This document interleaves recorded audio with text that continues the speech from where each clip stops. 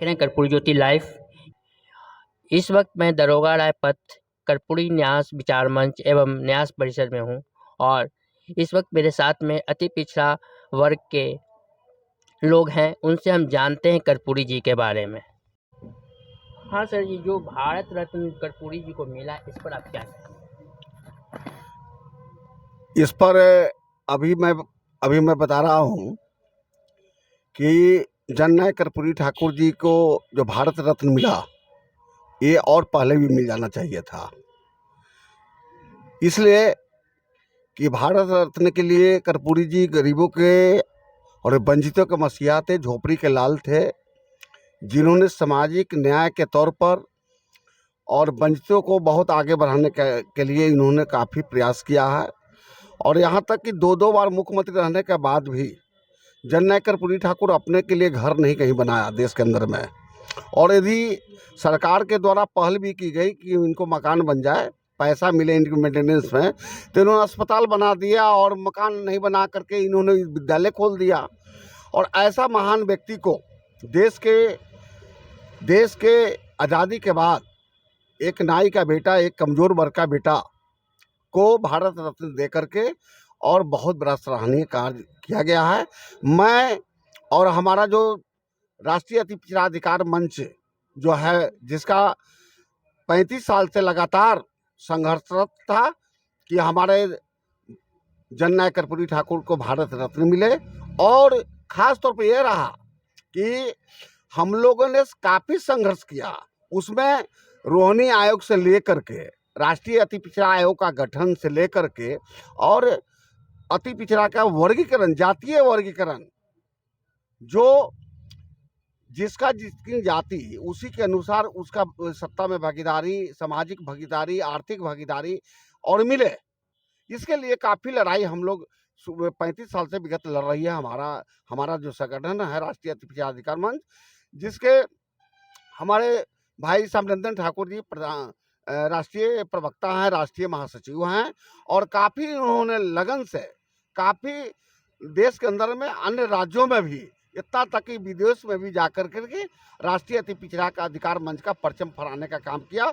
और 6-7 को जो मांग है, प्रमुख मांग मेरा जो था, वो कम से कम सरकार ने अभी जो है, ये पहले मिल जाना चाहिए, लेकिन देर ही सही, लेकिन मिला। लेकिन एक आशा जगी है कि हम लोग के आने वाला भविष्य में जो है, ये जो है सरकार हम लोग के राष्ट्रीय अति पिछड़ा अधिकार मंच का जो मांग था, वो पहला पूरा किया है। इसलिए मैं भूरी हमारे संगठन के माध्यम से मैं उनको धन्यवाद देता हूँ, भूरी धन्यवाद देता हूँ, शुभकामना देता हूँ कि आगे आने वाले समय में हम लोग का जो कुछ मांग है, उस पर जैसे रोहिणी आयोग है, वर्गीकरण पर है, इस पर भी हम उनसे चाहेंगे कि हम लोग के अति पिछड़ा के लोगों को, वंचित लोगों को मिले, और तभी साकार होगा कि जननायक कर्पूरी ठाकुर को जो भारत रत्न मिला है, तो रोहिणी आयोग के बिना अधूरा है। इसलिए हम चाहेंगे कि आप लोग से मेरा आग्रह होगा, कि निवेदन है कि इस पर विचार करते हुए पुनः हम लोग का जो मांग है, जो हमने ज्ञापन हाल में ही दिया है माननीय गृह मंत्री माननीय अमित शाह जी को, और उन्होंने रख लिए हैं, स्वीकार भी कर लिए हैं। उस पर उन्होंने कहा है कि हम अगली बैठक में हम बात करेंगे। और इन्हीं चंद शब्दों के साथ मैं आप सब लोग को धन्यवाद देता हूं कि आपने देर ही सही, लेकिन जननायक कर्पूरी ठाकुर जी को भारत रत्न दे करके जो आपने सम्मान बढ़ाया है, जो आगे बढ़ाया है, इसके लिए बहुत बहुत धन्यवाद। Thank you. जितेंद्र ठाकुर, राष्ट्रीय अध्यक्ष, राष्ट्रीय अति पिछड़ा अधिकार मंच। भारत रत्न हमारे जननायक कर्पूरी ठाकुर को भले ही देर से दिया गया, लेकिन दुरुस्त कहने के तात्पर्य है कि कर्पूरी ठाकुर जी जैसे गुदरी के लाल कहे जाते हैं, उन्होंने अपने नेतृत्व में जब मुख्यमंत्री बनने के बाद सबसे पहला भारत में उन्होंने सामाजिक सुरक्षा पेंशन का लागू करने वाले इस भारत में जननायक कर्पूरी ठाकुर ही हुए। इसके बाद भारत में और राज्यों में इसका लागू किया गया। कर्पूरी ठाकुर जी ने ऐसा काम किया जो भारत के पटल पर हर दल के लोग उनको मान्यता देने के लिए आज तैयार है। इंग्लिश को उन्होंने पीछे करके और हिंदी में यहाँ के बिहार के बच्चे, विद्यार्थी खासकर बाहर पढ़ने के लिए नहीं निकला करते थे, मैट्रिक में फेल हो जाया करते थे। यह सोच, बहुत बड़ा सोच था उनको कि हमारा बिहार का विद्यार्थी, बिहार का बच्चा अन्य जगह में जाके उच्च शिक्षा प्राप्त करने के लिए नहीं जा पा रहा है। इसलिए उन्होंने अपने शिक्षा मंत्री के नेतृत्व में जब शिक्षा मंत्री बने तो शिक्षा मंत्री काल में उन्होंने अंग्रेजी का मान्यता समाप्त करके और बहुत विद्यार्थियों को, ऐसे कहा जाता है कि जात पात और आरक्षण अति पिछड़ा को, अति पिछड़ा नहीं, समस्त परिवार को, पूरे लोगों को उन्होंने इस तरह से सारे को वर्चस्व दिया। और इंग्लिश में समाप्त करने के बाद जो विद्यार्थी पास हुआ, जो लोग गाली बका करते थे, हाँ, ठीक है, आज वही लोग उनकी पुण्यतिथि मनाने को आतुर हैं। इस पर आप क्या कहें? हाँ, जो गाली बका करते थे लोग, वो आज वह सोच रहे हैं, समझ रहे हैं, याद होता है कि मेरे लिए भी जननायक कर्पूरी ठाकुर ने मेरे बच्चों के लिए भी आगे बढ़ाने का काम किया। हम लोग जो गाली दिए बहुत गलत किए और उसका पश्चाताप कर रहे हैं और अफसोस कर रहे हैं। वो किए तो सिर्फ अति पिछड़ों के लिए ही नहीं, वरना तमाम लोगों के लिए, तमाम बिहार के विकास के लिए उन्होंने काम किया अपने नेतृत्व में। और सारी बात तो हमारे राष्ट्रीय अध्यक्ष महोदय जितेंद्र बाबू कह ही चुके हैं। अब मैं क्या कहूँ। अपना परिचय दे दीजिए। मैं ब्रजकिशोर ठाकुर, राष्ट्रीय अति पिछड़ा मंच प्रदेश अध्यक्ष बिहार। बहुत धन्यवाद कर्पूरी ज्योति यूट्यूब चैनल के सोशल मीडिया के हमारे साथी हैं नीरज निर्मल जी को बहुत बहुत धन्यवाद। आज देश जो है विषम परिस्थिति में गुजर रहा है और हमारा बिहार राज्य भी, और तमाम चीज़ों पर राष्ट्रीय अति पिछड़ा अधिकार मंच जो है नज़र रखे हुए है। हमारे प्रदेश अध्यक्ष भी हमारे साथ हैं, हमारे राष्ट्रीय अध्यक्ष भी हैं। सवाल है भारत रत्न आदरणीय कर्पूरी जी को मिला, इसके लिए भारत सरकार को हम अपने पूरे अति पिछड़ा समाज से धन्यवाद देते हैं, उनके पूरे मंत्रिमंडल को धन्यवाद देते हैं।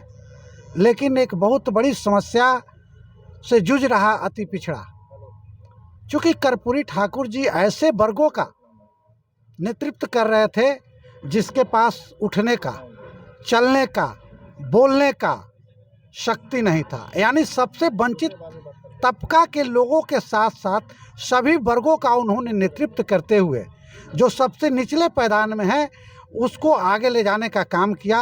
ये बहुत ही सराहनीय कार्य उन्होंने किया, जिसके लिए लेट से ही भारत सरकार ने उनको भारत रत्न से सम्मान किया और उनके नाम पर 100 रुपया का सिक्का जो जारी किया है, इसके लिए राष्ट्रीय अति पिछड़ा अधिकार मंच से सरकार को धन्यवाद देते हैं। साथ ही साथ राष्ट्रीय अति पिछड़ा अधिकार मंच जो जन शताब्दी समारोह का समापन 17 फरवरी 2024 को पटना में करेगा और उनका माने पुण्यतिथि भी मनाएगा, जिसमें भारत से कई एक समाजवादी दल के नेता और बहुत दिग्गज साथी आएंगे। पूरे अति पिछड़ा समाज उस कार्यक्रम में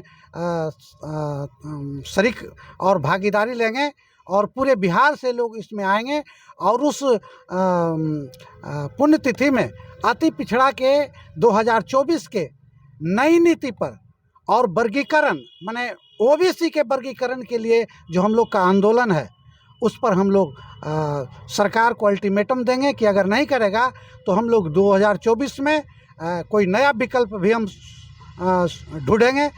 चूँकि ये बहुत वंचित तबका है और सरकार ने जो बिहार में क्या बोलते हैं अपना जो जातीय जनगणना कराया उसमें साफ निकल के आ पाया कि अति पिछड़ा सबसे पिछड़ा पायदान पर है और सरकार, राज्य सरकार भी और केंद्र सरकार इसके अधिकार देने में कोताही बरत रहा है। इस आपके चैनल के माध्यम से सरकार को आगाह करना चाहते हैं कि जल्द से जल्द अति पिछड़ा वर्ग को राष्ट्रीय स्तर पर वर्गीकरण करे, नहीं तो देश में एक बहुत बड़ा विस्फोटक राजनीतिक पैदा होने जा रहा है जो किसी भी सरकार के लिए पक्ष और विपक्ष के लिए खतरा का घंटी है। श्याम नंदन ठाकुर, राष्ट्रीय अति पिछड़ा अधिकार मंच, राष्ट्रीय महामंत्री। कर्पूरी ठाकुर जो पूर्व मुख्यमंत्री बिहार के 2 बार मुख्यमंत्री एवं 1 बार उप मुख्यमंत्री रह चुके थे, और उसके बावजूद भी आज तक उनके बदौलत जो भी अति पिछड़ा वर्ग एवं और भी वर्ग को जो दिलाए थे वो भूमिका में आज तक किन्हीं को नहीं मिला, कोई नहीं दिला पाए। लेकिन उनका किया हुआ आज देखने को मिल रहा है, और उसके बावजूद केंद्र में आज तक कोई भी सरकार इनका भारत रत्न देने का कोई प्रयास नहीं किया था। लेकिन आज के वर्तमान सरकार ने भारत रत्न दे करके इनको सम्मानित किया। मैं भारत सरकार को भी धन्यवाद देता हूं। संजय कुमार ठाकुर, अति पिछड़ा मंच, पटना जिला प्रभारी।